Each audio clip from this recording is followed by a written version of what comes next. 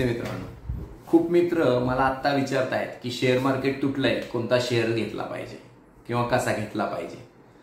तर मी त्यांना वॉरेन बफेटचं उदाहरण देतो की वॉरेन बफेटकडं त्याचा जो पोर्टफोलिओ तुम्ही बघितला तर त्याच्या पोर्टफोलिओमध्ये 57 स्टॉक आहेत आणि त्या 57 स्टॉक मधल्या 37 स्टॉकनी त्याला 0 रिटर्न दिलेला आहे आणि जे बाकीचे आहेत त्यांनी दिलेला सगळ्यात जास्त रिटर्न आहे. जगातला नंबर 1 चा श्रीमंत झालेला व्यक्ती जो इन्व्हेस्टमेंट करून नंबर 1 चा श्रीमंत झाला त्या व्यक्तीची ही कंडिशन आहे.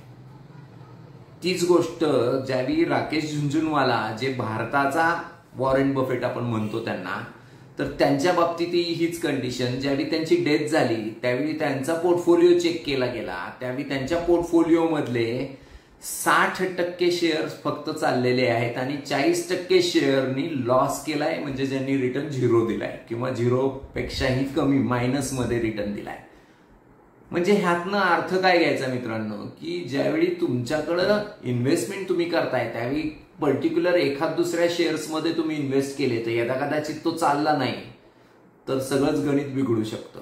आणि मी काही गॉड नाही किंवा कोणीच गॉड नाही की पुढच्या भविष्यामध्ये कोणता शेअर कसा चालेल हे सांगायला.